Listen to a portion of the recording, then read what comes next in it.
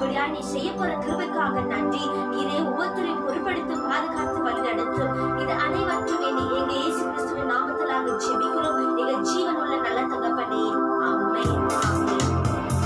உம்மை நம்பி வந்தேன், நாங்கள் வெட்கப்படலை என்று சொல்லி இந்த பாடலை பாடி ஆண்டவரை போற்றிக் கொள்வோமாக.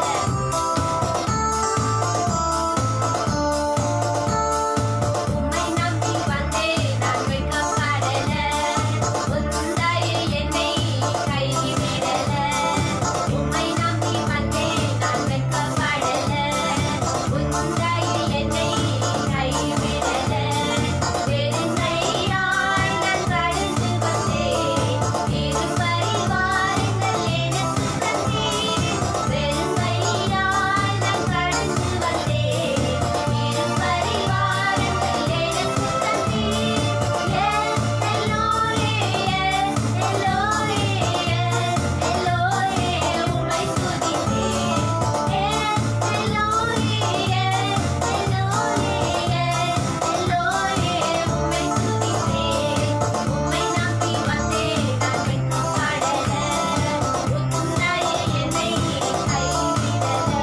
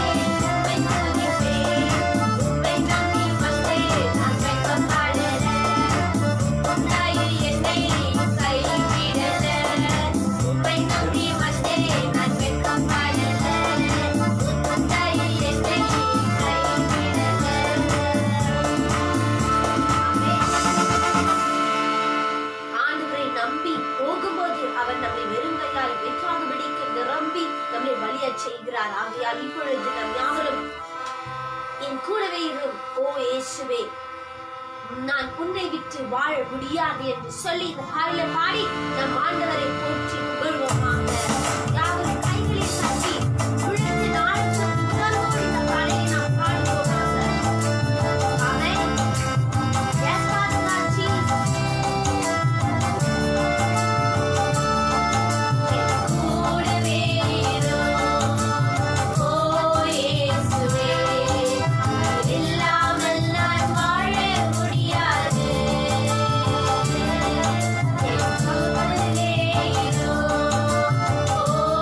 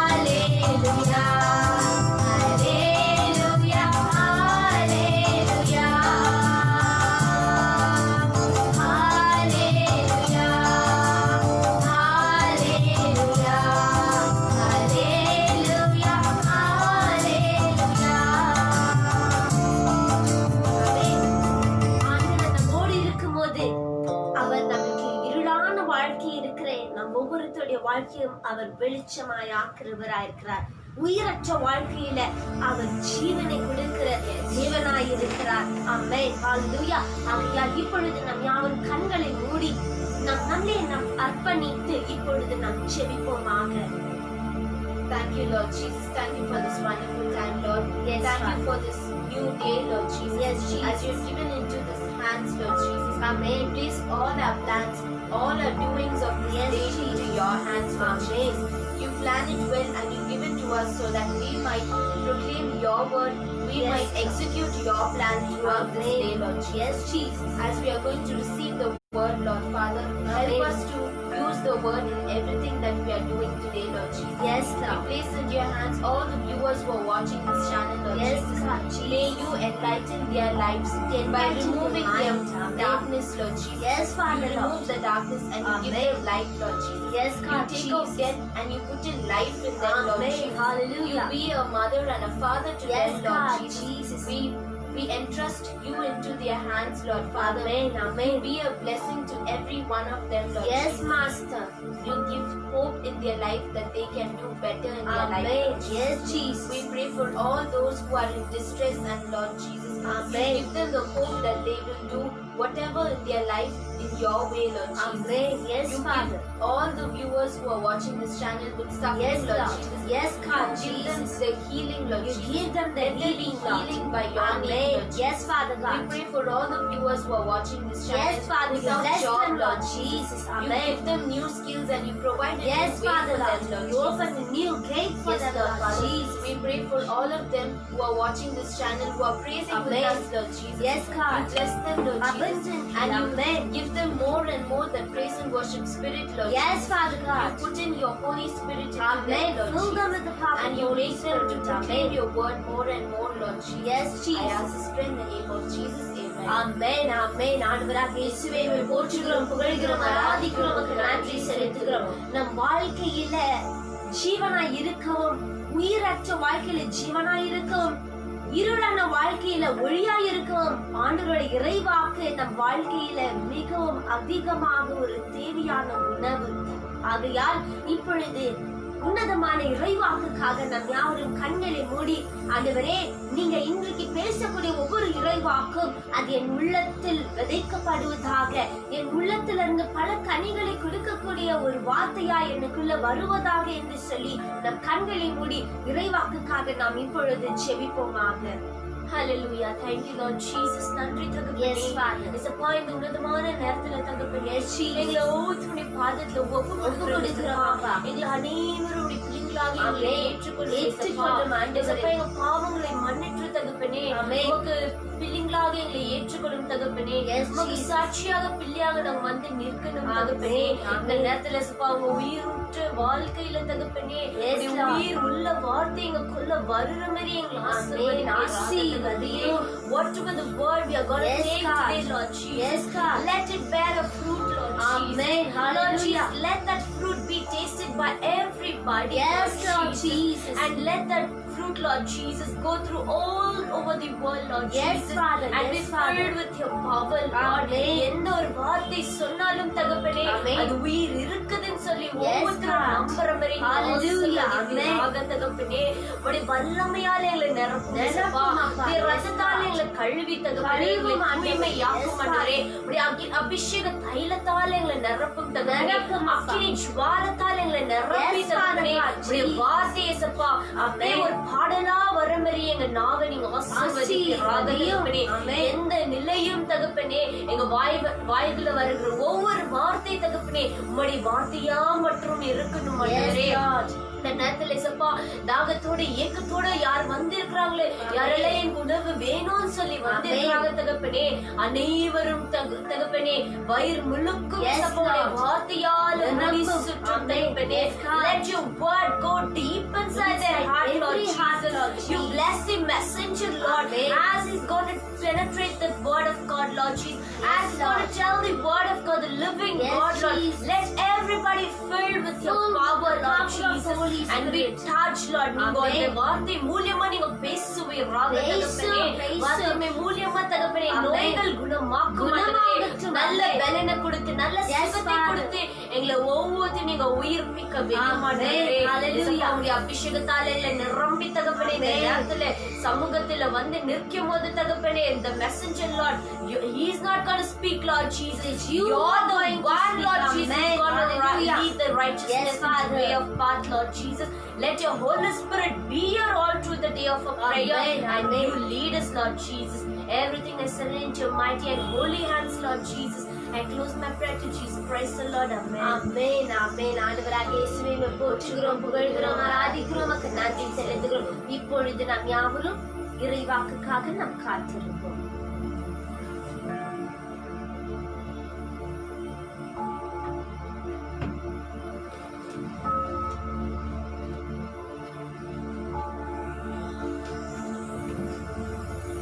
Praise the Lord.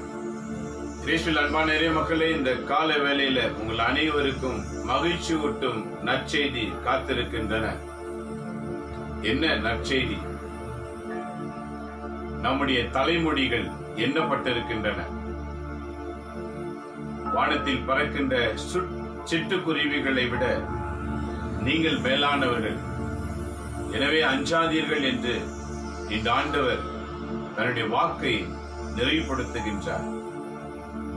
ஆகவே அஞ்சாமல் வாழும்படி அந்த உன்னத ஆண்டவரை நோக்கி, ஆண்டவரே, என் மன கவலைகள் விலக வேண்டும், என் உடல் சோர்வுகள் அகல வேண்டும், எனக்கு தெளிவான ஞானம் வேண்டும், என்னை ஆசீர்வதியும் என்று இந்த காலை நேரத்தில் இங்க இருக்கிற இடத்துல கண்ண மூடி உன்னதமான ஆண்டவரை நோக்கி பாருங்கள்.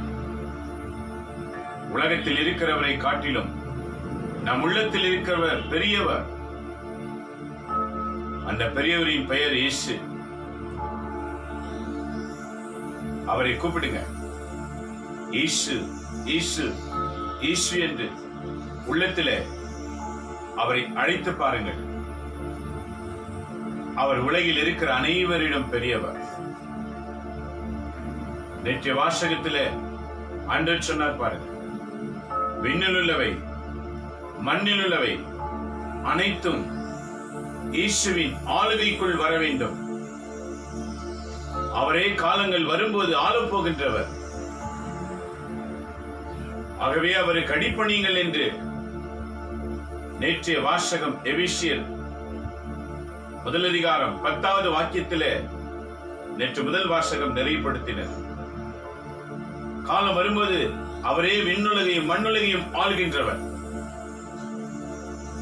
அவர் ஒருவருக்கே மகிமை, மகத்துவம் எல்லாவற்றையும் நீங்கள் செலுத்த வேண்டும் என்று நேற்று தினத்தில் தியானித்தோம்.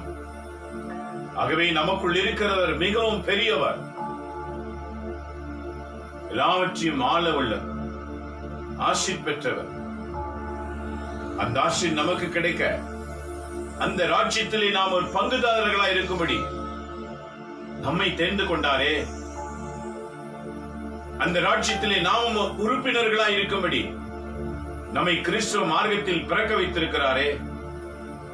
நாம் கிறிஸ்தவர்களாய் இந்த பூமியிலே வாழ்ந்து கொண்டிருக்கிறோம். ஆண்டவருக்கு நன்றி செலுத்துவோம். விண்ணில் உள்ளவை மண்ணில் உள்ளவை அனைத்தையும் ஆளுகிறவர் ஒரே ஒருவர், அவர் ராஜாதி ராஜா இயேசு.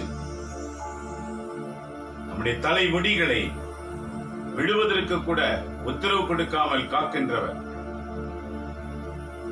இன்று நம்மையே காக்க வல்லவர். செபிப்போம். எங்க அன்பு தந்தை இறைவா, இந்த காலை வேளைக்காய் உமக்கு நாங்கள் நன்றி செலுத்துகிறோம். ஆண்டவர் கிறிஸ்து இயேசு வழியாக எங்களை நீர் மீட்டுக் கொண்டீர். நாங்கள் அவர் வழியாய் ரட்சிக்கப்பட்டிருக்கின்றோம். தகப்பனே, இந்த மீட்பின் வழியிலே பிரவேசிக்கும்படி இடைஞ்சலாய் இருக்கிற மனிதர்கள், இடைஞ்சலாய் இருக்கிறவர்கள் ஒவ்வொருவரையும் ஆண்டவர் எங்களை விட்டு அகற்றும்படிக்காக நாங்கள் செபிக்கிறோம். இடைஞ்சலுக்குரிய அறிஞர்களை அகற்றுவீராக, இடைஞ்சலுக்குரிய மனிதர்களை அகற்றுவீராக, இடைஞ்சலுக்குரிய தீய எண்ணங்களை உள்ளிருந்து வேரோடு பிடுங்கிடுவீராக.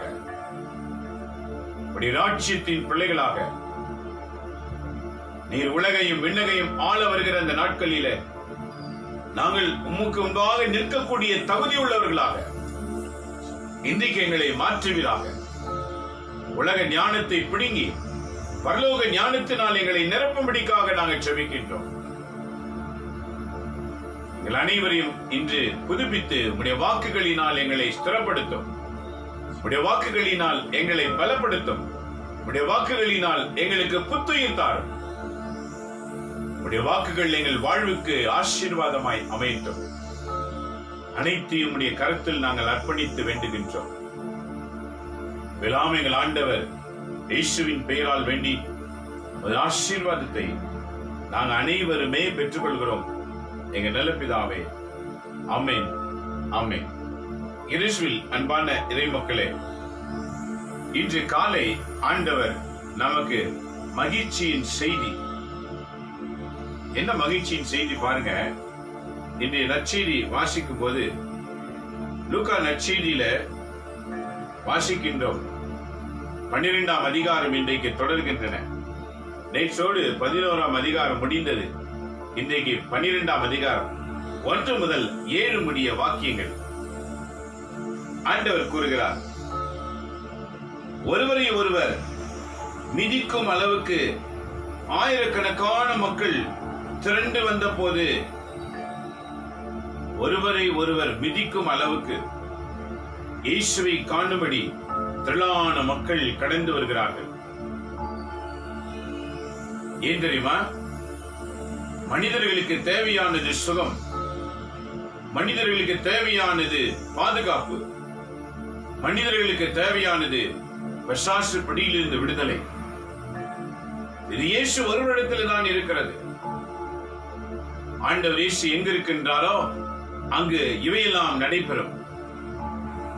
கொள்ளை நோய்கள் குணமாகும், மனவேதனைகள் அகன்று போகும், மனக்குழப்பங்கள் விலகி போகும், மனிதர்களுக்கு எதிராக எழும்புகிற எதிர்ச்சிகள் அகன்று போய்விடும். இயேசு இருக்கிற இடத்துல இவையெல்லாம் நடைபெறும். ஆகவே இயேசுவை தேடி திரளான ஜனங்கள் ஒருவர் மேல் ஒருவர் மிதித்து நடக்கிற அளவுக்கு மக்கள் கூட்டம் பெருகினது. ஏன் அப்படி பெருகினது? ஏனெனில் அவர் ஒருவரே எல்லாவற்றுக்கும் அதிகாரத்தை கொண்டவராய் இருக்கின்றார். இன்றைக்கு நீயும் நானும் இதை உணர வேண்டும்.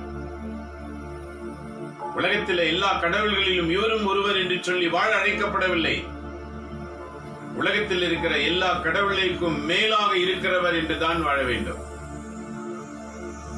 நேற்றைய வாசகம் முடியும் போது என்ன சொல்லப்பட்டது? எபேசியர் 1 அதிகாரம் 10வது வாக்கியத்தில் எப்படி முடித்தார் பாருங்க. விண்ணில் உள்ளவை மண்ணில் உள்ளவை இவைகளை ஆளும்படிக்காக காலம் நெருங்கிவிட்டது. விண்ணில் இருக்கிறவர்களையும் மண்ணில் இருக்கிறவர்களையும் ஆளக்கூடிய ஒரே ஒரு ரூலிங் அத்தாரிட்டி யார் என்றால் it's only one and one Jesus. இயேசு மட்டும்தான். அவர்தான் ஆள வரப்போகின்றவர். ஆக அவரை தேடி திரளான மக்கள் கடந்து வந்தார்கள். அப்ப நடந்தது என்ன பாருங்க. இயேசு முதலில் தம் சீடரோடு பேசத் தொடங்கினார். திரளான ஜனங்கள் ஒரு புறம் இருக்க, இப்போது தன்னுடன் இருக்கின்ற சீடர்கள், நல்லா கவனிங்க, இன்னைக்கு சீடர்கள் ஒவ்வொரு கிறிஸ்தவர்களும் இயேசுவின் சீடர்கள். திருமுழுக்கு பெற்று வாழ்ந்து கொண்டிருக்கிற எல்லா கிறிஸ்தவர்களும் இயேசுவின் சீடர்கள். மறந்துவிடக் கூடாது. ஏதோ குறிப்பிட்டவர்களுக்கு தான் இது உரியது என்று நினைத்து வாழாதீர்கள். திருமுழுக்கு ஞானஸ்நானம் பெற்ற ஒவ்வொருவருக்கும் சீடத்துவத்தின் ஆசீர் ஆண்டவர் கொடுத்திருக்கின்றார். சீடர் பக்கம் இயேசு திரும்பி அவரிடம் கூறியது, பரிசேயரே, வெளி வேடமாகிய புளிப்பு மாவை குறித்து நீங்கள் எச்சரிக்கையாயிருங்கள். பரிசேயரே, வெளி வேடக்காரன், இவங்க உங்க கூட தான் இருப்பாங்க. பரியாச கூட்டம் இருக்கிறவர்கள், நம்புகிறது போல,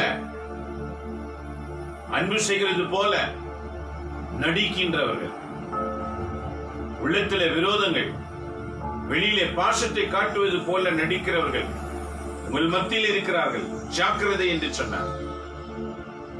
இவை இன்றைக்கு கூட நாம் பார்க்கலாம். முகத்துக்கு முகமாக பேசுகிற நல்லவர்கள், முகத்துக்கு பின்பாக தீமைகளை விதைக்கிறவர்கள் இன்றைக்கு நிறைய பேர் நம்மை சுத்தி இருக்கின்றார்கள்.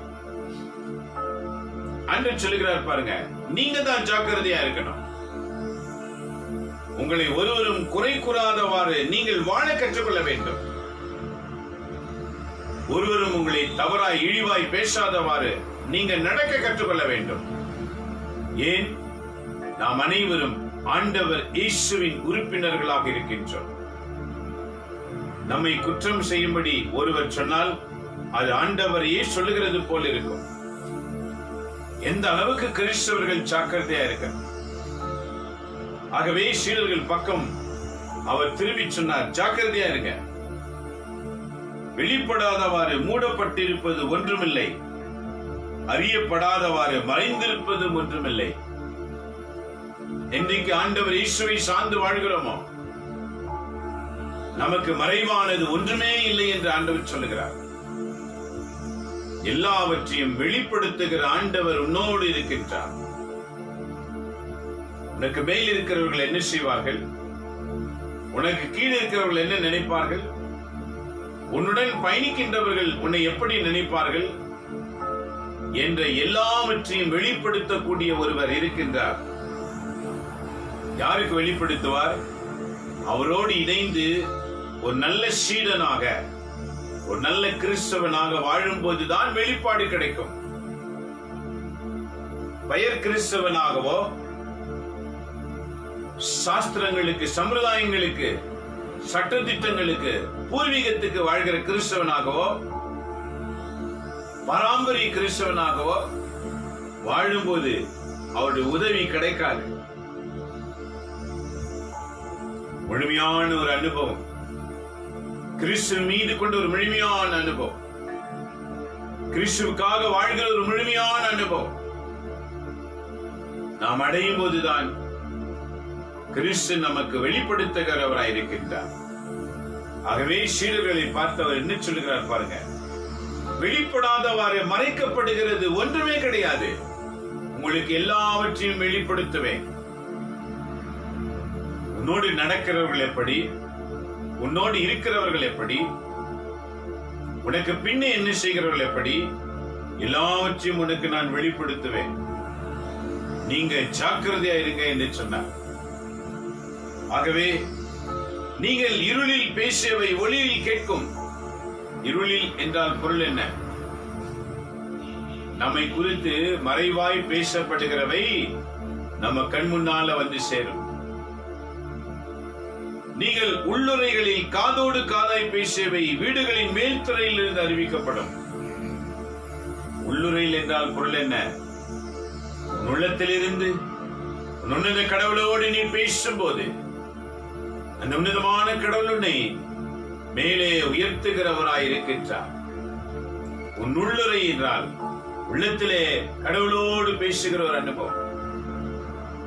இந்த கடவுளோடு பேசுகிறவங்க எவரோடு பேச விரும்ப மாட்டாங்க. மனிதர்களிடத்தில் அதிகமாய் பேச விரும்ப மாட்டாங்க. கடவுளோடு பேச ஆசைப்படுகிறவங்க உலக ஆசைகளில் ஈடுபட மாட்டாங்க.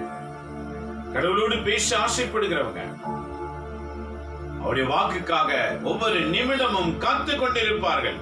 அவரோடு பேசிக்கொண்டே இயேசுவே இயேசுவே இயேசுவின் உள்ளத்திலே ஒரு ஆர்வத்தோடு நோக்கிக் கொண்டிருப்பார்கள். ஆண்டவர் சொல்லுகிறார், அவர்கள் மேலே உயர்த்தப்படுவார்கள். என் நண்பர்களாகிய உங்களுக்கு நான் சொல்லுகின்றேன். இப்போ திரளாய் வந்திருக்கிற மக்களை பார்த்து சொல்லுகிறார், உடலை கொள்வதை அன்றி வேறு எதுவும் செய்ய இயலாதவர்களுக்கு அஞ்ச வேண்டாம். மனிதர்கள் உடலை தான் கொள்ள இயலும், வேறு ஒன்றும் செய்ய இயலாது. இயேசுவின் சீடர் யோவானை நினைவு கூறுங்கள். இயேசுவின் மார்பில் பாசமாய் சாய்ந்திருந்த யோவான், அவருக்கு இறுதி வாழ்க்கை எப்படி இருந்தது? அவரை துன்புறுத்தி கொதிக்கின்ற எண்ணெயிலே விட்டார்கள். அவர் அப்படியே அந்த எண்ணெயிலே வதைக்கப்பட்டார். அவரை மீண்டும் வெளியெடுத்தார்கள். அவர் குணமடைந்து 101 ஆண்டுகள் வாழ்ந்து இருந்தார் என்று சொல்லுகிறார். நன்றி மக்களே.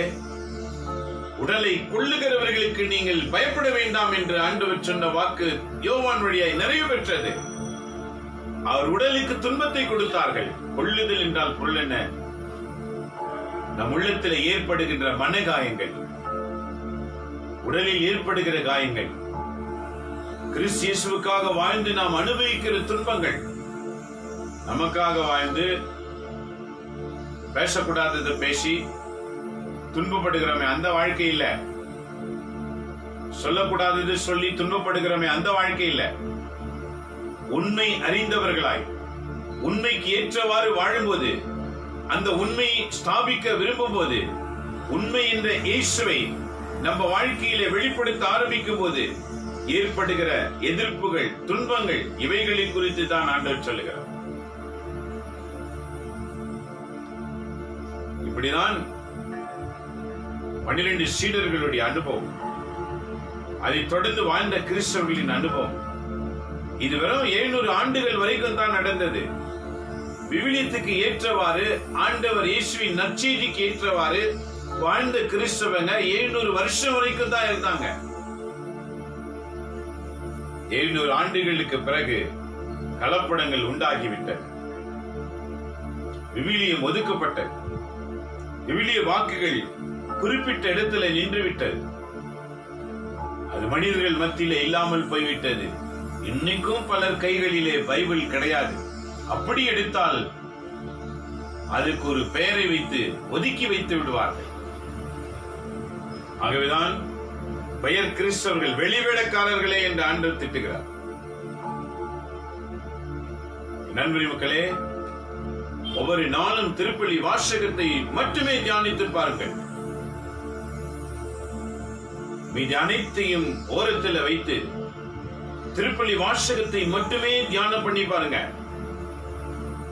எத்தனை மாற்றங்கள் உங்களுக்குள்ள ஏற்படும்.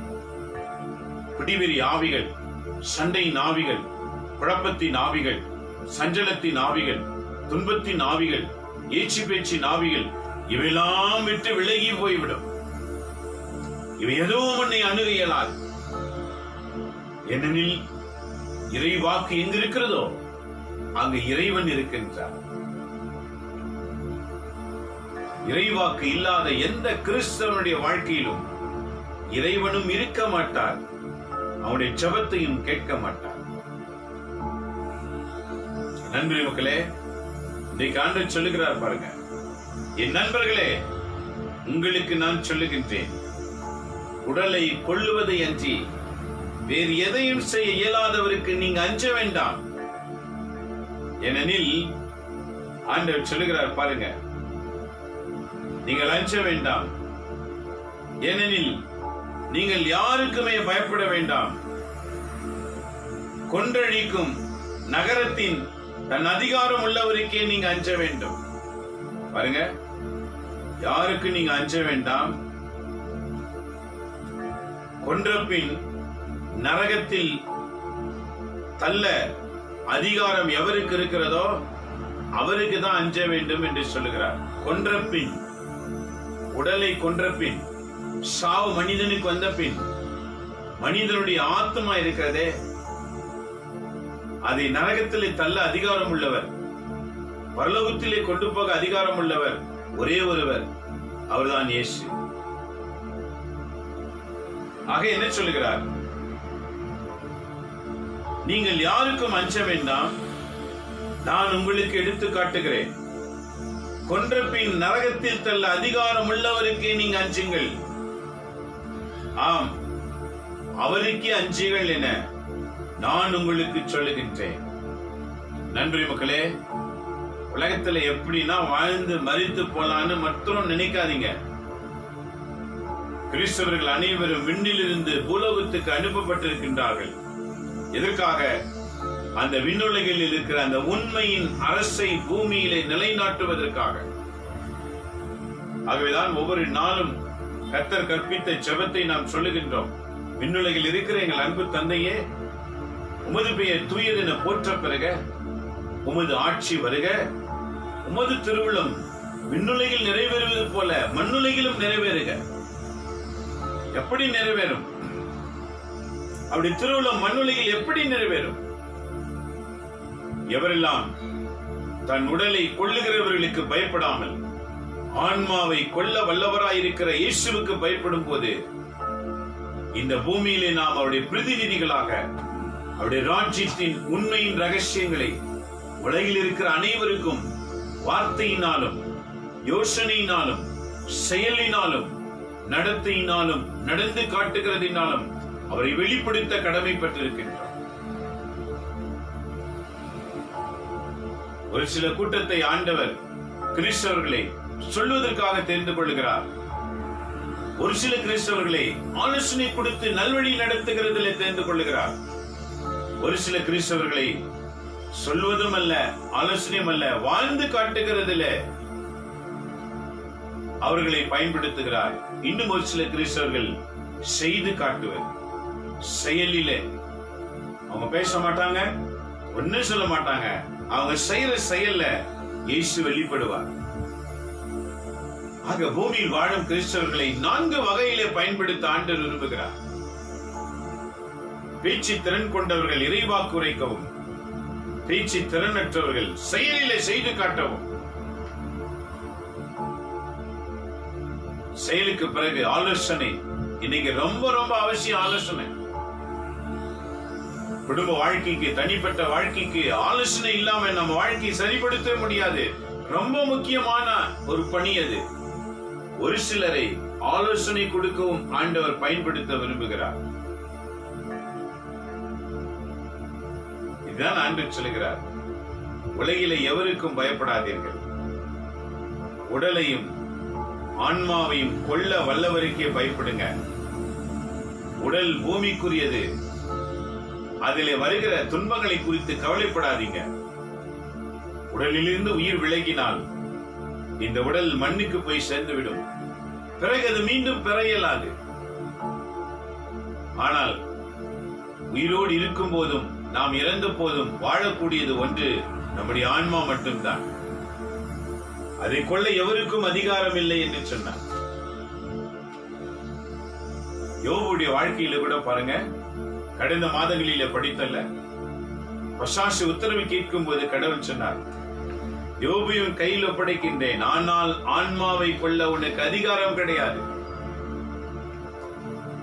யோபு உடலிலே சொல்ல முடியாத துன்பங்கள் வந்தது. ஆனால் யோபு உயிரை எடுக்கிற அதிகாரம் பசாசுக்கு ஆண்டவர் உத்தரவு கொடுக்கவில்லை. இதே போலதான் நம் வாழ்க்கையிலே பல துன்பங்களை நாம் எடுக்கலாம், சாகும் போரே என்று நினைக்கலாம். ஆனால் உன் உயிரை எடுக்கக்கூடிய அதிகாரம் ஆண்டவர் இயேசு ஒருவரிடத்தில் தான் இருக்கிறது. நீ கட்டப்பட்டிருந்தால் காக்கப்படுவாய். யோவானை குறித்து சீடர்கள் கேட்டார்கள். ஆண்டவர் சொன்னார், நான் விரும்பினால் நான் வரும் வரை இவன் இருப்பான். அப்ப சீடர்கள் என்ன நினைச்சாங்களா? ஆண்டவர் திரும்ப உலகுக்கு வருகிற வரைக்கும் இவர் உயிரோடு கூட இருப்பார். அதே போல பாருங்க, யோவான் எண்ணெயிலே வதைத்தார்கள், கொதிக்கிற எண்ணெயில போட்டு வதைத்தார்கள். அவர் உடலில் இந்த உயிர் விலகவே இல்லை. அவர் உடலில் காயங்கள் ஏற்பட்டது, மீண்டும் குணமாகி மீண்டும் வாழத் தொடங்கினார். இந்த மாதிரி அனுபவம் கிடைக்குமா? எண்ணெயில உடல் போனால் என்ன ஆகும்? கருகி போய்விடும். இரத்த நாடிகள் எல்லாம் கருகி போய்விடும். ஆனால் யோவான் காக்கப்பட்டார். ஏனெனில் ஆண்டவர் கொடுத்த வாக்கு, நான் நினைத்தால் தான் உடலில் இருந்து உயிர் விலகும். நண்பரே, மக்களே, உன்னை காக்கும்படி உன் ஆண்டவராகிய இயேசு காத்துக் கொண்டிருக்கின்றார். அவருடைய வார்த்தைக்கு நீ அஞ்சி நடப்பாய் என்றால் அவருடைய பாதுகாப்பு உன்னை சூழ்ந்து கொள்ளும். ஆகவே என்ன சொல்லுகிறார் பாருங்க, அதிகாரம் உள்ளவருக்கே நம்புங்கள், ஆம் அவருக்கே அஞ்சுகள் என நான் உங்களுக்கு சொல்லுகின்றேன். 2 காசுக்கு 5 சிட்டுக்குருவிகள் விற்பதில்லையா? எனினும் அவற்றில் ஒன்றையும் கடவுள் மறப்பதில்லையே. வானத்து பறவைகளை ஒன்று கூட மறப்பதில்லை. காலை உணவு, மாலை உணவு, மதிய உணவு, அது எப்பெல்லாம் சாப்பிடணும்னு விரும்புது அப்பெல்லாம் உணவு. ஒரு நாளைக்கு 3 வேளை, ஒரு நாளைக்கு 5 வேளை, இல்ல ஒரு நாளைக்கு 10 வேளை. வானத்து பறவைகள் எப்பெல்லாம் சாப்பிடணும்னு தோணுது அப்பெல்லாம் அதுங்களுக்கு உணவு கொடுக்கிறவர் கடவுள் என்று சொல்லுகிறார். ஆக எனினும் அவற்றில் ஒன்றையும் கடவுள் மறப்பதில்லை. உங்கள் தலைமுடி எல்லாம் கூட எண்ணப்பட்டு இருக்கின்றன. நம்முடைய தலைமுடிகள் எண்ணப்பட்டிருக்கின்றன. அவை என்ன சொல்கிறார்? எண்ணப்பட்டிருக்கிறன. அஞ்சாதீர்கள். அதுல ஒரு முடி விழணும்னா கூட அவர் சொன்னாதான் விழுமா. எந்த அளவுக்கு அவர் பாதுகாப்பு அளிக்கின்றார். நன்றி மக்களே, சிந்தனை செய்து பாருங்க. புனித அந்தோனியார் அழகிலே சிறந்தவர். அவரே தலைக்கு சொட்ட போட்டுக் கொண்டார், அழகை குறைத்துக் கொண்டார். இன்னைக்கு கிறிஸ்தவர்கள் எவ்வாறு வாழ்கின்றீர்கள்? கொஞ்சம் வெள்ள முடி வந்தாலும் அதுக்கு டை அடிக்கணும்னு நினைக்கிறோம். கொஞ்சம் முடி கொட்டிட்டாலும் ஐயோ கொட்டிட்டு இருக்குது, சொட்டத்தில் எங்க சொல்லிடுவாங்களோ அப்படின்னு பல முயற்சிகள் எடுக்க தீர்மானிக்கிறோம். முடிமேல் கவனத்தை செலுத்துகிறோம். ஆனால் இந்த ஆண்டவர் சொல்லுகிறார், உன் முடிகள் எண்ணப்பட்டிருக்கிறது. ஆக உன் முடிகளை கூட நான் உத்தரவிட்டால் தான் கீழே விடும். ஆக உன் முடிகளையே காக்கிறார் என்றால் உன்னை எவ்வாறு காப்பார் ஆண்டவர்? நாம் அவர் நம்பிக்கையிலே வாழ்ந்து கொண்டிருக்கிறோம். கேட்கிறோம், ஆனால் அனுபவிப்பது கிடையாது. வார்த்தையை கேட்கின்றோம், நம்பி வாழ்வது கிடையாது.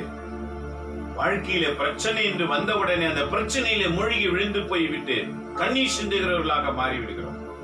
நம்பிக்கையற்ற வாழ்க்கை. இதான் இந்த நற்செய்தியில் ஆண்டவர் சொல்லுகிறார், அஞ்சாதீர்கள். உங்கள் தலைமுடிகள் எல்லாம் கூட எண்ணப்பட்டிருக்கின்றன. அஞ்சாதீர்கள். சிட்டுக்குருவிகள் பலவற்றை விட நீங்கள் மேலானவர்கள். நற்செய்தி எப்படி பிடிக்கிறார் பாருங்க.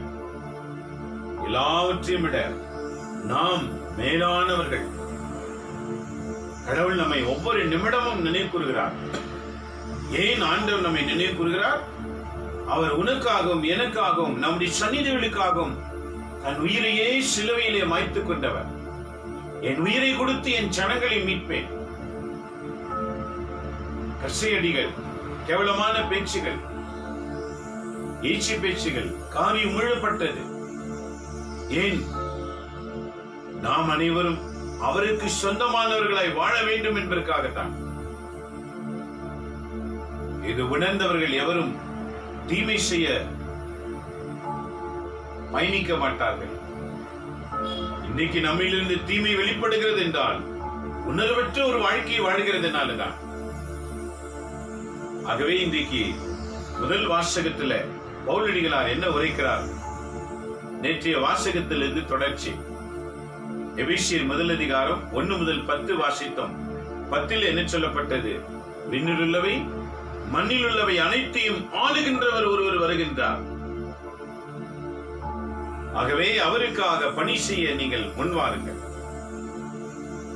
அவர் பெயர் இயேசு என்று முடித்தது. இன்னைக்கு 11வது வசனத்திலிருந்து தொடர்ச்சி. 11 14 வரைக்கும் இன்றைய முதல் வாசகம். என்ன சொல்லுகிறார்? சகோதர சகோதரிகளே, கடவுள் தம் திருவுள்ளத்தின்படி திட்டத்தின்படி அனைத்தையும் செயல்படுத்தி வருகின்றார். நீங்க எவ்வளவு ஒரு செய்தி பாருங்க. திருப்பலி வாசகத்தை நீங்க உணர்ந்து படிக்காம போனதுனால பல உண்மைகள் மறைக்கப்பட்டிருக்கின்றன. படித்து பாருங்க. ஒவ்வொரு நாளும் திருச்சபை நமக்காக தயாரித்து வகுத்து வைத்திருக்கின்றது. படித்து பாருங்க. இன்னைக்கு முதல் வாசகத்துல பால் சொல்றார் பாருங்க, கடவுளின் திருவுள்ளம் நிறைவேறும்படி காலா காலமாக கடவுள் நம்மோடு பேசிக்கிட்டே வருகிறார். இன்னைக்கும் இப்போ பேசுகிறார். ஏனெனில் கடவுளின் திருவுளம் கிறிஸ்தவர்கள் வழியாக தான் நிறைவேற வேண்டும். கிறிஸ்தவங்க கடவுளின் வாக்குக்கு கட்டுப்பட்டவர்கள் என்பதை உணர்த்துகின்றார்.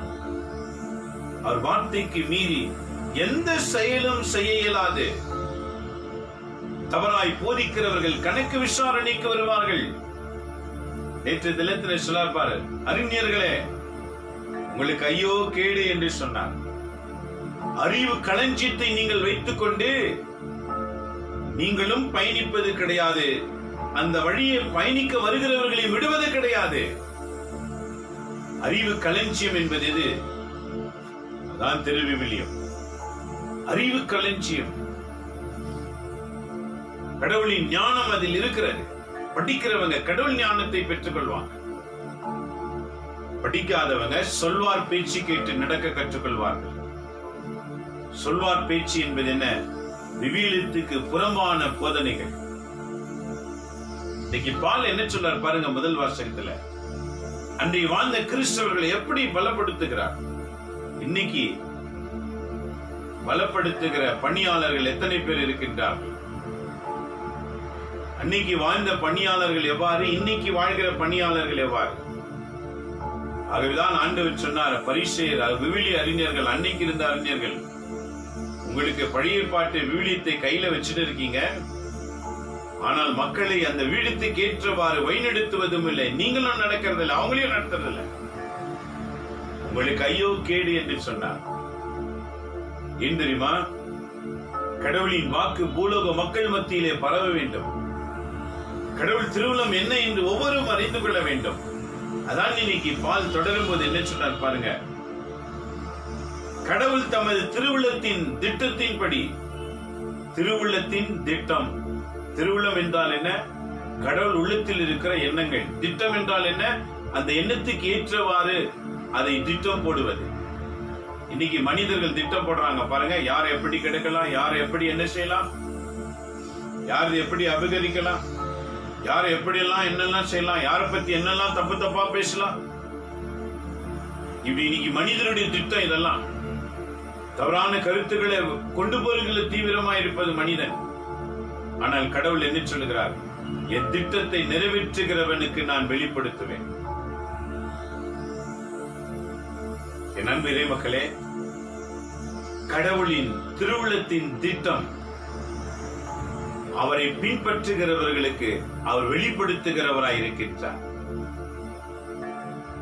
கடவுளின் திருவுளத்தின் திட்டம் வெறும் கேட்டு செல்லுகிறவர்களுக்கு வெளிப்படாது, அனுபவிக்கிறவர்களுக்கு தான் அது வெளிப்படும். அவர்கள் தான் கடவுளை குறித்து பேச ஆரம்பிப்பார்கள். மனிதர்களை குறித்து பேசுகிறவர்கள் கடவுளின் திட்டத்துக்குட்பட்டவர்கள் அல்ல. ஆகவே இன்று வாசகம் பாருங்க, கடவுளின் திட்டத்தின்படி அனைத்தையும் செயல்படுத்தி வருகிறார். அவரது தீர்மானத்தால் நாம் முன்குறிக்கப்பட்டிருக்கின்றோம். அவர் தீர்மானிக்கின்றார். கிறிஸ்தவ மார்க்கத்திலே பின்பற்றக்கூடியவர்கள் எவர்கள் என்று தீர்மானிக்கின்றார். 700 ஆண்டுகள் வரைக்கும் கிறிஸ்தவர்கள் ஒவ்வொருவருமே கிறிஸ்துவுக்காக வாழ்ந்தவங்க, குடும்பமாக, குழந்தையாக. இன்னைக்கு இருக்கிற கிறிஸ்தவங்க கிடையாது. இன்னைக்கு இருக்கிற கிறிஸ்தவங்க எல்லாம் பெயருக்காக வாழ வந்திருக்கின்றவர்கள். இன்னும் சிலர் திருமணத்துக்காக கிறிஸ்தவ மார்க்கத்துக்கு வந்துடுவாங்க. இன்னும் சிலர் அது நல்லா இருக்குதே என்று சொல்லி வந்துடுவாங்க. ஆனா இயேசுவை பின்பற்ற வேண்டும் என்று வந்த கிறிஸ்தவர்கள் எத்தனை பேர்? இயேசுவை நம்பி வந்தவர்கள் எத்தனை பேர்? இயேசுவின் வார்த்தைகளை ஏற்றுக்கொண்டு மனமாற்றம் அடைந்தவர்கள் எத்தனை பேர்? இன்றைக்கு நாம் கண்முன்பாகவே பார்க்கலாம். ஆனால் எவரெல்லாம் கடவுளின் திருவுள்ளத்துக்கு ஏற்றவாறு வாழ வருகிறார்களோ அவங்களை தான் ஆண்டவர் நினைவில் வைத்துக் கொள்வேன் என்று சொல்லுகின்றார். ஆகவே வாசகத்தின் தொடர்ச்சி என்ன சொல்லுகிறது? கடவுளின் தீர்மானத்தின்படி முன்குறிக்கப்பட்ட கிறிஸ்து வழியாய் அவரது உரிமை பேச்சுக்கு உரிமையானோம். கடவுளின் உரிமை அரசுக்கு கிறிஸ்து வழியாக தான் உரிமை. இயேசுவை பின்பற்றாதவர்கள் அந்த ராஜ்யத்தை உரிமை சொத்தாக மாற்றிக்கொள்ள முடியாது. அதுதான் பரலோக ராஜ்யம். நன்றி மக்களே, விவிலியத்தின் ஆழத்தை கவனித்தால் தான் நீங்க உண்மையை அறிந்து கொள்ள இயலும். விவிலியத்தின் ஆழத்தை நீங்க கவனித்து படிக்காம வெறும் காதுல கேட்டுட்டாங்க, படிச்சுட்டாங்க, கேட்டுட்டேன், வெளியே வந்து பாரு, திருப்பள்ளி முடிஞ்சு வெளியே வந்து வாசகத்தை ஞாபகம் இருக்குதா பாரு, மறந்து போயிட்டு இருப்ப. ஏன்னா அவனுடைய கவனம் எல்லாம் கடவுள் வாக்கின் மேல் இல்லை. ஆகவேதான் கடவுள் எனக்கு சொன்ன செய்தி, திருப்பள்ளி வாசகத்தை எமது ஜனங்களுக்கு விளக்கம் பண்ணுவாயாக. இந்த லாக்டவுனில் ஆண்டவர் கொடுத்த தரிசனமான செய்தி, என் ஜனங்களுக்கு நான் என்ன செய்வேன்? திருப்பள்ளி வாசகத்தை ஜனங்களுக்கு வேறுத்து சொல். அதுதான் இன்றைக்கு 194வது வீடியோ இந்த தொலைக்காட்சி வந்து கொண்டிருக்கிறது. இன்றைக்கு 194வது நாள் தொடர்ந்து இந்த பணி செய்கிறோம். ஒவ்வொரு நாள் காலை இது கடவுளால் கொடுக்கப்பட்டது. திருப்பள்ளி வாசகங்களை தியானிக்கிற ஒரு வாக்கியம். நன்றி மக்களே, ஒரு அழகா சொல்றாரு, நீங்க முன்குறிக்கப்பட்டிருக்கீங்க. ஆகவே உங்களுக்கு உரிமை பேரான அதிகாரத்தை கொடுத்திருக்கிறார். இவ்வாறு கிறிஸ்துவின் மேல் முதலில் நம்பிக்கை வைத்த நாங்கள், அழகா சொல்றாரு பாருங்க, கிறிஸ்து மீது முதலிலே நம்பிக்கை வைத்தவங்க நாங்கள் கடவுளுடைய மாட்சி புகழ்ந்து பாட வேண்டும் என ஒவ்வொரு கிறிஸ்தவர்களும் தன் நாவினாலே யாரை புகழ்ந்து பாடணுமா? கடவுளை மட்டுமே புகழணும். உன் வாயிலிருந்து புகழ்ச்சியும் போற்றுதலும் வரும் என்றால் அது கடவுளுக்கு மட்டும்தான் இருக்கணும்னு சொல்றாரு. அவங்க தான் கிறிஸ்துவை பின்பற்றுகிறவர்கள். கிறிஸ்துவை பின்பற்றுவர்கள், கிறிஸ்துவின் மேல் நம்பிக்கை கொண்டவர்கள். முதலில் நாங்கள் கடவுளுடைய மாட்சியை புகழ்ந்து பாட வேண்டும் என அவர் விரும்பினார். கிறிஸ்தவங்க வாயில கடவுளை புகழ்ந்து பாடுகிற புகழ்ச்சி மட்டும்தான் இருக்கணும். அதை தவிர வேறு எந்த புகழ்ச்சியும் உன் வாயிலிருந்து வரவே கூடாது, வரவும் விடக்கூடாது. அது தூய ஆவியின் அனுபவம் இல்லாமல் செய்கிற ஒரு செயல்பாடு.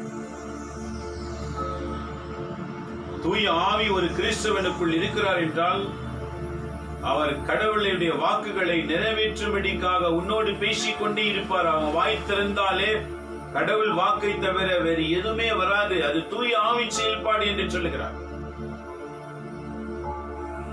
முதலில் மீட்கப்பட்ட நாங்கள் கடவுளை புகழ்ந்து பாடுகின்றோம்.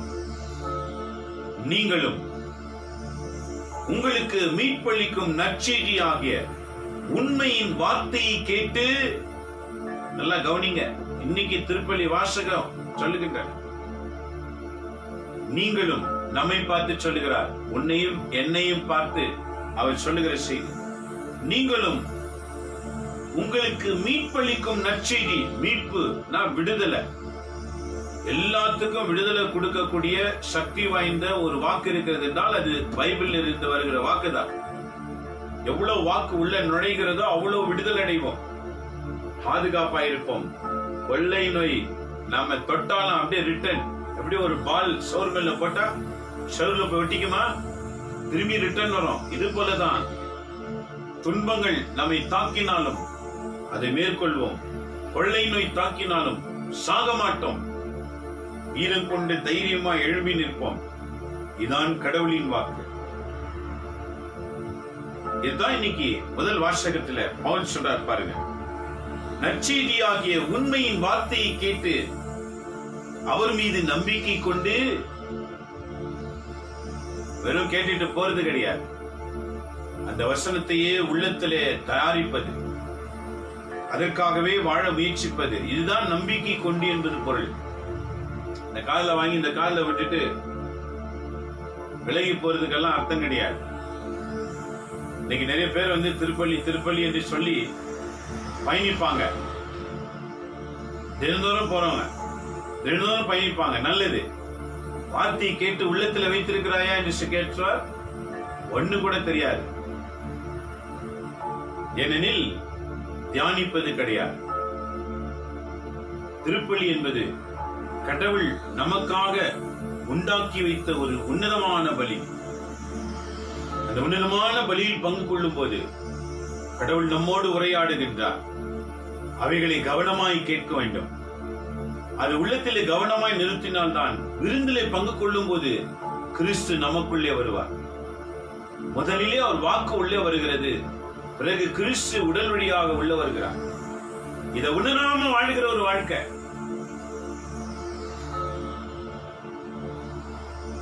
இதான் ஆண்டவர் சொல்கிறார்.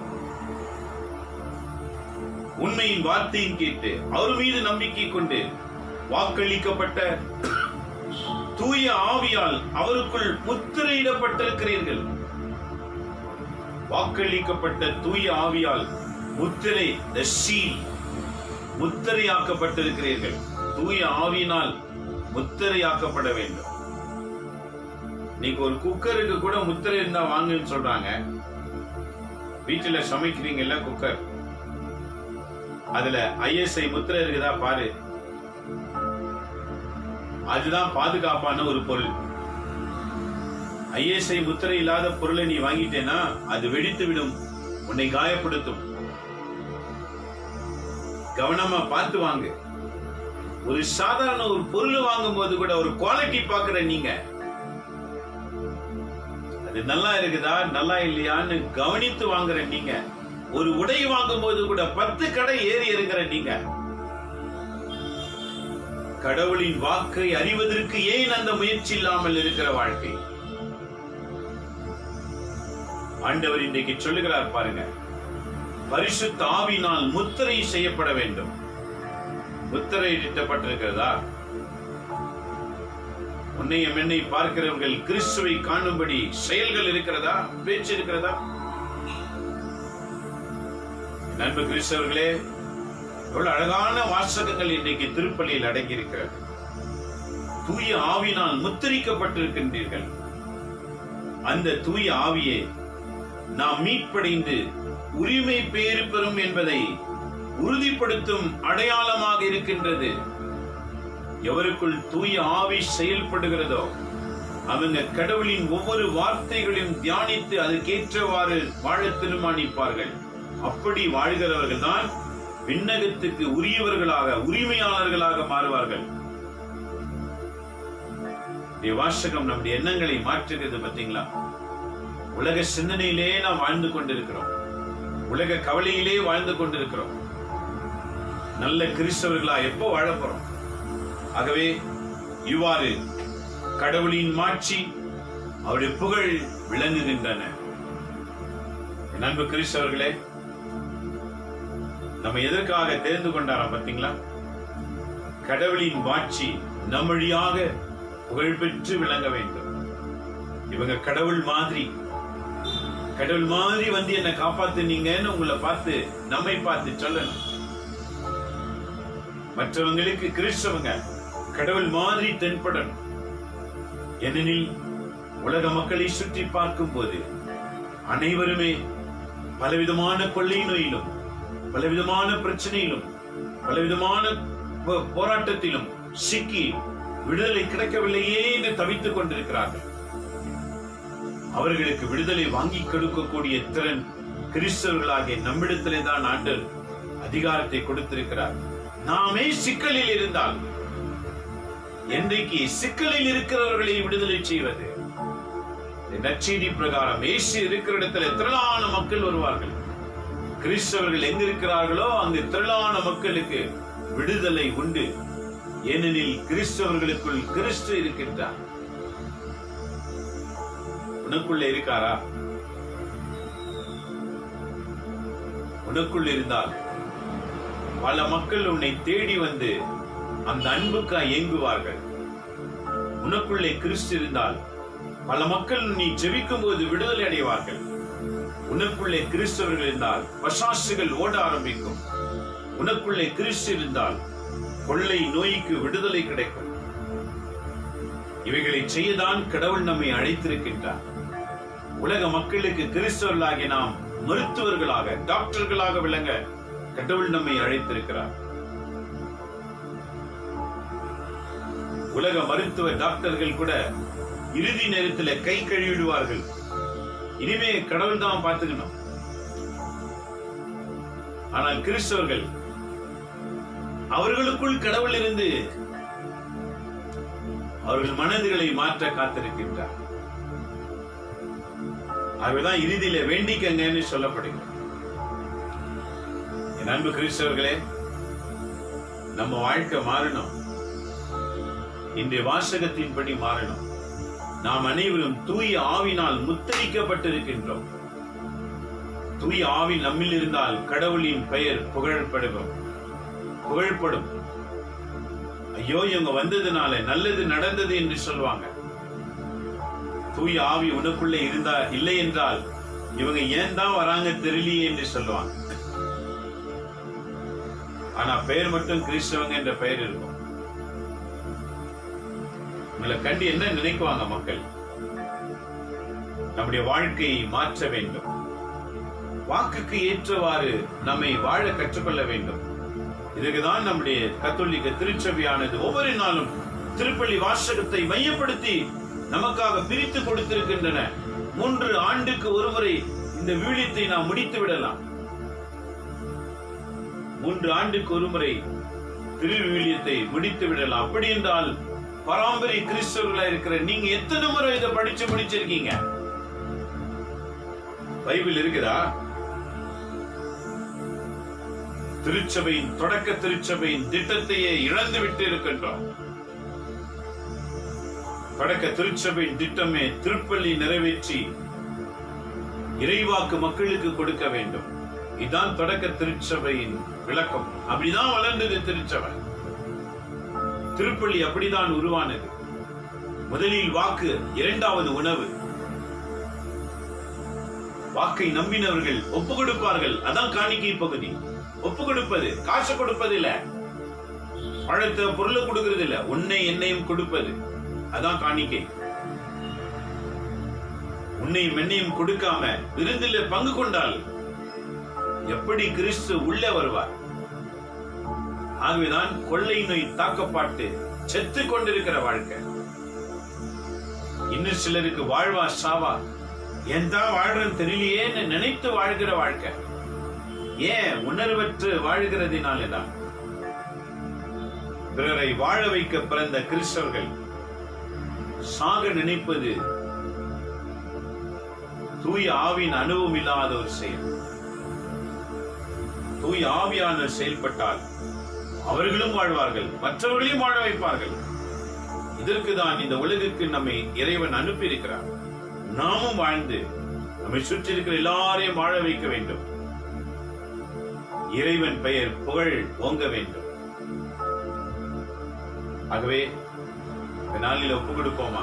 நற்செய்தி திரளான மக்கள் இயேசுவை தேடி வந்தார்கள். இயேசு இருக்கிற இடத்துல விடுதலை, இயேசு இருக்கிற இடத்துல ஆசீர்வாதம். அந்த இயேசு எங்க இருப்பார்? ஒவ்வொரு கிறிஸ்தவனுக்குள்ளும் இருப்பார். அந்த கிறிஸ்தவன் இந்த வாக்கு மீது நம்பிக்கை வைத்து வாழ்ந்தால்தான் அவர் அவர்களுக்குள் இருப்பார்.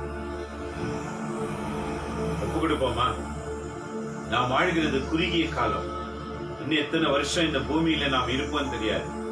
நம் வாழ்க்கை முடியும் போது நம்முடைய பயணம் பரலோகத்தை நோக்கி செல்ல வேண்டும். அது பரலோகத்தை நோக்கி செல்லணும்னு ஆசைப்படுறவங்க விவிலியத்தை, பைபிளை ஒவ்வொரு நாளும் படிச்சு அதுக்கு ஏற்றவாறு மாற்றி வாழ வேண்டும்.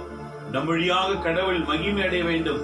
பூமியில உயிரோடு இருக்கும் போது நம் வழியாக கடவுள் மகிமை அடையவில்லை என்றால் நாம செத்த பிறகு கடவுள்கிற இடத்துக்கு போக முடியாது. Not possible. நரகத்துக்கு தான் போவோம். ஆகவே நம் முடிகளே எண்ணப்பட்டிருக்கிறது என்றால் நம்ம வாழ்க்கையின் தேவைகளை அவர் அறிவார் அல்லவா? ஒப்பு கொடுப்போம். நம்மை நாமே ஒப்பு கொடுப்போம். கடந்த நாட்களில் ரோமர் புத்தகத்தை படித்தோம் அல்லவா? 8:35 பாருங்க. கிறிஸ்துவின் அன்பிலிருந்து என்னை பிரிப்பவன் யார்? வேதனையா, சோதனையா, நெருக்கடியா, நோயா, பசியா, பட்டினியா, ஆடையின்மையா? என் வாழ்க்கையில் எது நேர்ந்தாலும் என்னை கிறிஸ்து விட்டு பிரிக்கவே முடியாது. ஏனெனில் பவுலடிகளார் இயேசுவை தரிசனமாக கண்டதினால் தன் வாழ்க்கையை அர்ப்பணித்து விட்டால். நீங்க கண்டிருக்கீங்களா? ஆகவேதான் உங்க வாழ்க்கை அர்ப்பணிக்கப்படல. என் வாழ்க்கை அர்ப்பணிக்கப்பட்டது. கடவுள் என்னோடு பேசினார். 2011 ஆண்டிலே ஜூன் மாதத்திலே ஆண்டவர் என்னோடு கூட பேசினார். சகாயமாத ஆலயத்திலே பெங்களூரிலே ஹோலி கோஸ்ட் சர்ச் இரவு 11 மணி ஒரு பெரிய ஆக்சிடென்ட். எனக்கும் பஸ்ஸுக்கும் நடக்க வேண்டிய ஆக்சிடென்ட். மரண வேர்வை வந்தது. இறந்து போய்விட்டேன் என்று நினைத்தேன். ஆனால் உயிர் இருந்தது. எனக்கும் பஸ்ஸுக்கும் ஒரு அடி கேப் இருந்தது. ஆலயத்தில் சென்று ஜெபிக்க ஆரம்பித்தேன். கடவுள் பேசினார். I given you life to preach my word. உனக்கு நான் உயிர் கொடுத்தேன் என் வார்த்தைகளை சொல்லுவது. இன்னைக்கு அதுதான் நடந்து கொண்டிருக்கிறது. The God has given us life to fulfill His word in this world. கடவுள் நம்மை உயிர் கொடுத்து காத்துக் கொண்டிருக்கிறார். ஏன் தெரியுமா? நாம் ஏன் உயிரோடு இருக்கிறோம் தெரியுமா? கடவுளின் வாக்குறுதிகளை இன்றைக்கு நிறைவேற்றுவோம், நாளைக்கு நிறைவேற்றுவோம், நாளனைக்கு நிறைவேற்றுவோம் என்று ஒவ்வொரு நாளும் கடவுள் நம்மை பார்த்து ஏங்கிக் கொண்டே இருக்கின்றார். இன்னைக்கு செய்வாங்க, நாளைக்கு செய்வாங்க. ஆனால் இத்தனை ஆண்டாகியும் கடவுள் வாக்கை நிறைவேற்றணும் எண்ணம் கிறிஸ்தவங்களுக்குள்ள வளர்ச்சி அடையாமல் இருக்கிறதே. ஆகவேதான் பல துன்பங்கள் வழியாக கடவுள் பேசுகிறார். நீங்க நிறைய பேர் துன்பப்பட்டா கூட துன்பத்துல தான் நினைப்பாங்களே தவிர துன்பத்துக்கு பிறகு நினைக்கவே மாட்டாங்க. ஆகவே இன்றைய திருப்பாடல் 33 பதிலுரை பாடல்ல சொல்றார் பாருங்க. ஆண்டவர் தமது உரிமை சொத்தாக தேர்ந்தெடுத்த மக்கள் பேறு பெற்றோர். தம்முடைய உரிமை சொத்தாக தேர்ந்தெடுக்கப்பட்ட மக்கள் பேறு பெற்றோர். நீங்க பேறு பெற்றவங்களா? அப்படி என்றால் ஒவ்வொரு நாளும் படிக்க தீர்மானிங்க. நீங்க பேறு பெற்றவங்க இல்லைன்னா இத படிச்சாலும் சிந்தனைக்கு ஏறாது. தூய ஆவியால் முத்தரிக்கப்படணும். இத பத்தி பேசணும்னா தூய ஆவியால் முத்தரிக்கப்படணும். இதை குறித்து விளக்கம் பண்ணணும்னா தூய ஆவியினால் முத்தரிக்கப்படணும். அவங்க தான் இதை குறித்து விளக்கம் பண்ண முடியும். தூய ஆவியால் முத்தரிக்கப்படாத எவரும் கதைகளும் கட்டுகளும் சொல்லி காலத்தை விலக்கி கொண்டு போவாங்க. தூய ஆவியால் முத்தரிக்கப்பட்டவங்க இதை பற்றி மட்டும்தான் பேசுவாங்க. இதான் இன்றைய வாசகத்தின் விளக்கம். கடவுளின் வாக்கின் மேல் நம்பிக்கை கொண்டவர்கள் தூய ஆவியால் முத்தரிக்கப்பட்டிருக்கிறார்கள். ஒப்பு கொடுப்போமா? தேர்ந்து கொள்ளப்பட்ட நாம் இறை மக்களாய் மாறுபடி இனிமேலாவது இறை வாக்குக்காக வாழ தீர்மானித்து ஜெபிப்போமா? எங்களை நேசிக்கிற எங்க அன்பு தகப்பனே, இந்த கால வேளைக்காக உமக்கு நாங்க நன்றி செலுத்துகிறோம். மிகுந்த ஆவலோடு என்னோடு ஜெபிக்கிற ஒவ்வொருவரையும் என் ஆண்டவர் ஆசீர்வதிப்பீராக. என் ஆண்டவர் ஒவ்வொருவரையும் ஆசீர்வதியும். உடைய அருட்கரம் எங்கள் அனைவரோடு கூட இருக்கட்டும். உடைய வாக்கை கேட்டு அதன் மீது நம்பிக்கை கொண்டவர்கள் தூய ஆவியினால் முத்தரிக்கப்படுகிறார்கள் என்று சொன்னீர். ஆண்டவரே, என்னோடு ஜெபிக்கிற ஒவ்வொருவரையும் உடைய பாதத்தில் அர்ப்பணிக்கின்றேன். இந்தியாவிலும் அயல் நாட்டிலும் பல தேசங்களில் இருந்தும் ஜனங்கள் பார்த்துக் கொண்டிருக்கின்றார்கள். ஆசீர்வதி ஆண்டவரே. ஸ்ரீலங்காவில் இருக்கிற பணியாளர்களை ஆசீர்வதி. துபாயில் இருக்கிற பணியாளர்களை நீர் ஆசீர்வதி. யுஎஸ்ல இருக்கிற அநேக கிறிஸ்தவர்களை மனமாற்றம் செய்யுங்க ஆண்டவரே. எல்லா அரப் கண்ட்ரீஸில் இருக்கிற we surrender each and everyone in Arab countries, Lord Jesus. Bless abundantly. Each and everyone is your child, Lord. We surrender all Europe countries people, Lord. Remember everyone. Change the mind. Change everything, Lord. Lord, we surrender all Asian countries, Lord Jesus. Lord, we surrender each and every one in this world, Lord. Bless abundantly. We pray for all the nations, nation leaders and nation people. We surrender, Lord. All presidents, prime ministers, MPs, MLAs, councillors, chief ministers, police, Air Force, Navy, military, doctor, lawyer. We surrender everyone, Lord Jesus. Bless them, Lord Jesus. Touch each and everyone and make them an instrument to work for the people in good way, Lord Jesus. Bless, Lord. Bless, Lord Jesus. Heal, Lord. Heal from killing disease. Bless, Lord. We surrender each and everyone to you. This morning, we remember all of the Lord Jesus. Remember, even overall you selected by you, Lord. We remember everyone to you. Bless, Lord Jesus. உம்மால் தெரிந்து கொள்ளப்பட்ட ஒவ்வொருவரையுமே ஆண்டவர் ஆசீர்வதிப்பீராக. உம்முடைய வாக்கை அறிந்தவர்களாய் அதற்கேற்றவாறு வாழ வேண்டும் என்ற எண்ணத்தை புகட்டும் ஆண்டவரே. வாயிலே உள்ளத்திலே மாற்றுதலை கொண்டு வாரும். ஒவ்வொருவருக்கும் விடுதலை தாரும். உன்னை அறிந்தவர்களாய் உண்மைக்காக வாழ உன்னை ஆசீர்வதியும் ஆண்டவரே. We know the truth will set you free. Yet told Lord Jesus, bless each and everyone to live the true life in this world. உண்மையான வாழ்க்கை வாழ்கிற மனிதர்களை எழுப்புவீராக. எல்லாருக்கும் உதவியாக இருக்கட்டும். மையமாக கிறிஸ்தவர்களுடைய எண்ணங்களை மாற்றும். கிறிஸ்தவர்கள் கிறிஸ்துவை போல செயலாற்றுகிற குணத்தினால் எங்களை நிரப்புங்க ஆண்டவரே. முத்திரிக்கப்பட்ட நாங்கள் அநேகருக்கு விடுதலை வாங்கி கொடுக்கிற கிறிஸ்தவர்களாக எங்களை மாற்றும். அனைவருடைய பாதத்தில் நாங்கள் அர்ப்பணிக்கிறோம். நீதாமே எங்கள் அனைவரையும் காத்து நடத்துவீராக.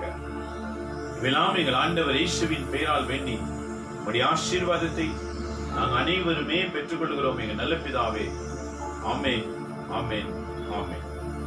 இயேசுவில் அன்பான இறைமக்களே, மீண்டும் நாளை காலை 1 மணி நேரம் விழித்திருங்க. 7:30க்கு நாங்கள் வருவோம். 8:30, 8:45 முடித்து விடுவோம். ஆக 1 மணி நேரம் தயார் பண்ணுங்க. இதே வாசகத்தை நாளைக்கு திரும்ப வந்தீங்க. இன்னைக்கு மாலை கூடி உங்க வீட்டுல ஜெபம் பண்ணுங்க. இன்றைக்கு திருப்பலி வாசகம், முதல் வாசகம் எபேசியர் 1ஆம் அதிகாரம் 11 14 வரைக்கும். Ephesian chapter 1 verses 11 to 14. திருப்பாடல் ரெஸ்பான்ஸ், திருப்பாடல் சங்கீத புத்தகம் 33ஆம் அதிகாரம் 1 முதல் 5 மற்றும் 12 முதல் 13, 1 முதல் 13 வாசிங்க. Psalms chapter 33 1 to 13. Gospel இன்னைக்கு நற்செய்தி, லூக்கா நற்செய்தி 12ஆம் அதிகாரம் 1 7. St. Luke chapter 12 verse 1 to 7. எழுதி வச்சுக்கோங்க, படிங்க. குடும்பமா கூடி படிங்க. அங்குதான் நாம் உண்மையுள்ள வாழ்க்கை வாழ முடியும். அவர் யார் என்று புரிந்து கொள்ள முடியும். இவர் ஏன் சிலுவையிலே தொங்கினார் என்பது புரிந்து கொள்ள முடியும். அதற்கேற்றவாறு நம் வாழ்க்கை அமைத்துக் கொள்ளும். இறைவன் உங்களையும் உங்க வீட்டாரையும் காப்பாராக. யூடியூப்ல இந்த செய்தி உண்டு, அதை பலருக்கு அனுப்பி கொடுங்க. தயவுசெய்து சப்ஸ்கிரைப் பண்ணுங்க. இறைவன் ஆசீர்வதிப்பாராக. எல்லாம் வல்ல இறைவன் தந்தை, மகன், தூய ஆவியின் பெயராலே